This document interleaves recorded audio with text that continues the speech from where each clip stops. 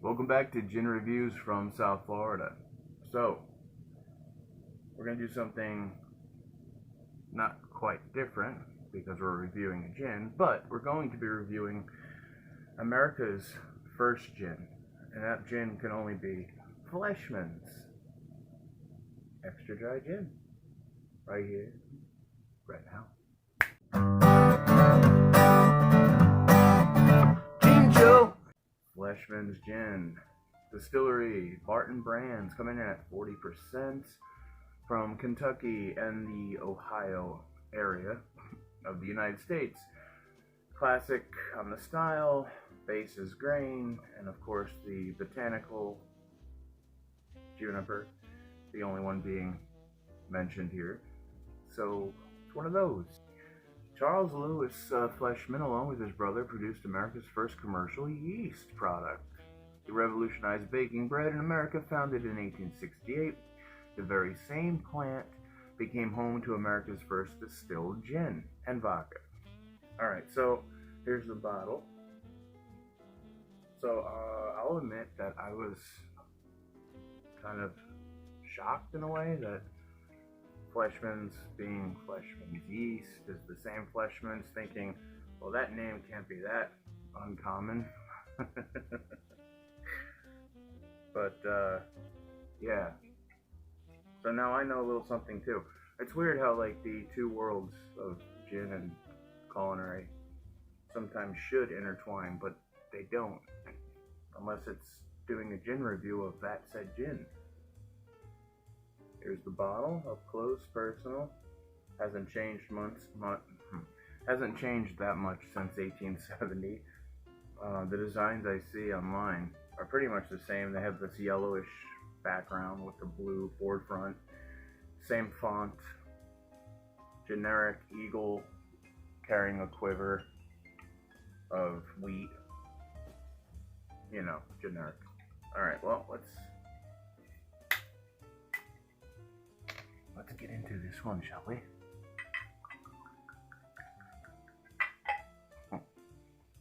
At least it's in a glass bottle, right?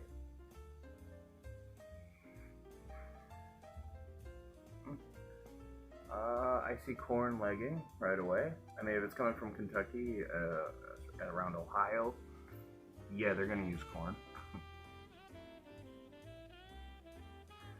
There's definitely juniper on the nose. It's soft though. There's a little hint of coriander, maybe some citrus notes kind of in the back, but it's muted and kind of dusty. Salute.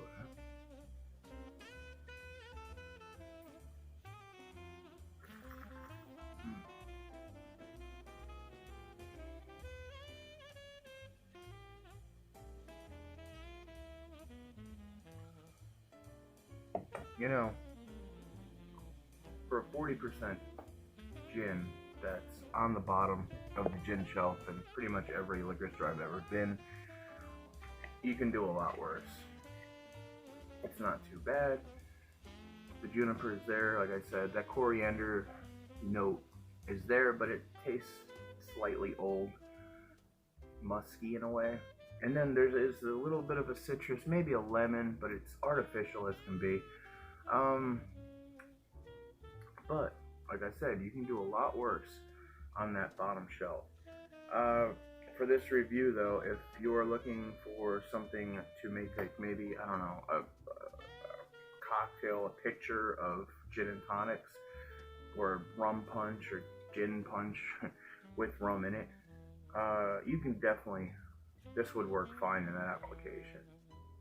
I'd say if you need yeast, their yeast is way to go. If you need gin though, look towards the beefeater side of the shelf, and you'll be happy you did. Maybe it is a moot point.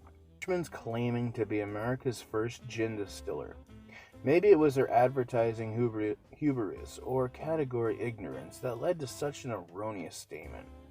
They were not the first distiller of gin in America, neither were they the first domestic brand of gin.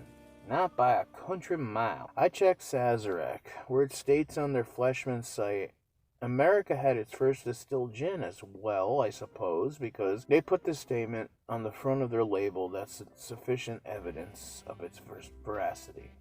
Some years ago, I looked into the U.S. gin Geneva history. It's a difficult category to get a clear fix on the historical consumption, imports, and local production before Prohibition. Gin distilleries, also distilleries producing gin, established themselves along the East Coast by the 18th century. Immigrating Dutch distillers were likely early users of the rye spirit, whereas British American distillers were accustomed to using barley malt or molasses.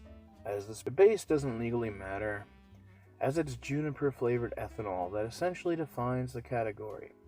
No doubt, small household distillers and apothecaries were making gin much earlier.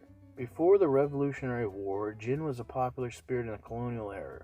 Even during the war years, gin had strong patronage imported. Gin was perceived and also consumed as a health tonic or elixir. While much of this flavored new make was imported from England and Holland, many domestic distilleries were also serving the local communities from Vermont to Georgia. Late 18th and early 19th century distilling manuals and grocery instructions always included a section of recipes for different types of gin. Fleischmann's may not be the first, although they probably are the oldest gin brand made in America today. Blackfriars Distillery is the oldest working gin distillery in Britain since 1793, and of course they make one of my absolute favorites, Plymouth Gin. Lucas Bols is an oldest Geneva brand in the Netherlands. They started distilling in 1575. Assuming Fleischmann's has been distilling and compounding gin since 1870, except during Prohibition. That makes Fleischmann's America's oldest continuous gin brand, which I believe is the true case.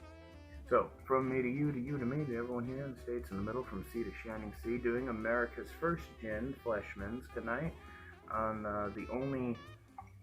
one of the only gin review channels worth salt here in the States. Take that, whoever. I'll see you on the flip side, the next one. Ciao, you bastards, and drink. Thank you so much. Please subscribe, comment, and thumbs up. And as always, the GinJoe will be coming out with new reviews, new and better reviews every other day.